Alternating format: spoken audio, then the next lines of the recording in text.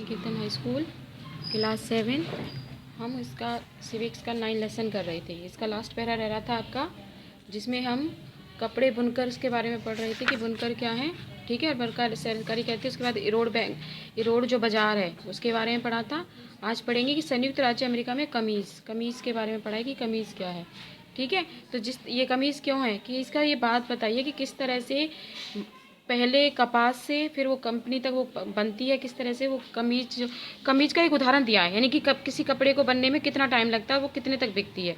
तो एक कमीज का एक उदाहरण देकर यहाँ समझाया, जैसे कि संयुक्त राज्य अमेरिका में वह कमीज। अब यहाँ पर एक कमीज की पिक्चर दिखाई गई है। इसमें समझाया कि संयुक्त राज्य अमेरिका के कपड़ों की एक बड़ी दुकान पर बहुत सी कमीजें प्रतिष्ठित की गई, ठीक है। इनकी कीमत $26 रखी गई प्रत्येक कमीज के, यानी कि 1200 रुपये में बेची जाएगी। अब जैसे यहाँ पर देखो, यहाँ पर सबसे ऊपर दे रखा है कि 600 रुपये का लाभ होता है एक विज्ञापन पर, ठीक है।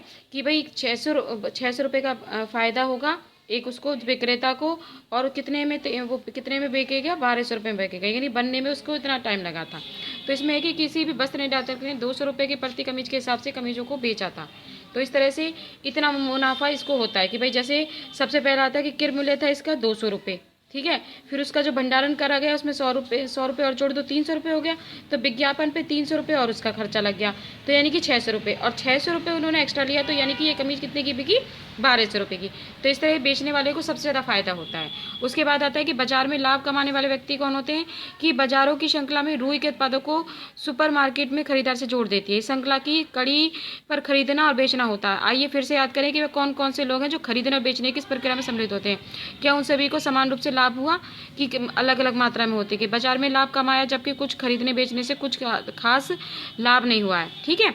उसके बाद बाजार और उसमें समानता क्या होती है, कि विदेशी जो व्यवसायी बाजारों में अधिक मुनाफा कमाते हैं, इसकी तुलना में जो वस्त्र निर्यातक होते हैं लाभ मध्य श्रेणी का रहता है। दूसरी ओर जो वस्त्र निर्यातक होता है, फैक्ट्री के कामगार मुश्किल से केवल अपनी रोजमर्रा की जरूरतों की पूर्ति लायक ही कमा सकते हैं, ठीक है। तो इस तरह से हमने इस लेसन में पढ़ा कि भाई किस तरह से जो मुनाफा होता है सबसे ज़्यादा किसको होता है, जो विक्रेता होता है उसको होता है। जबकि इतना जो बुनकर जो उस कमीज को बना रहे हैं, यानी कि उस कपड़े को बना रहे हैं, उसको कोई इतना लाभ नहीं होता। दूसरा उनको भी लाभ नहीं होता जो कि अपने कपास को बेचते हैं, ठीक है। तो इस तरह से ये लेसन में इसमें बताया गया कि सबसे ज़्यादा विक्रेता किसको लाभ हुआ, विक्रेता को होगा। अब जैसे आपके कुछ शॉर्ट क्वेश्चन जैसे शब्द में दिया होता है कि जिनिंग मिल क्या होती है, वह फैक्ट्री जहाँ रुई के गोलों से बीज अलग किए जाते हैं, यानी कि रुई आ जाती है और उनके क्या करते हैं, बीज को थोड़ा थोड़ा थोड़ा करके अलग कर दिया जाता है, और यहाँ पर रुई को दबाकर उनका क्या करते थे, गट्ठर सा बना देते हैं। और उसमें से क्या होता है, उसे फिर रुई का जब गट्ठर बन जाता है तो उसको धागा बनाने के लिए उस रुई को भेज दिया जाता है। समझ में आया कि किस तरह से वो रुई जो है वहाँ जाती है।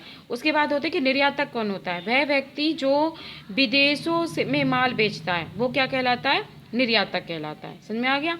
उसके बाद आता है कि मुनाफा क्या होता है, जो आमदनी हो रही है उसमें से सारे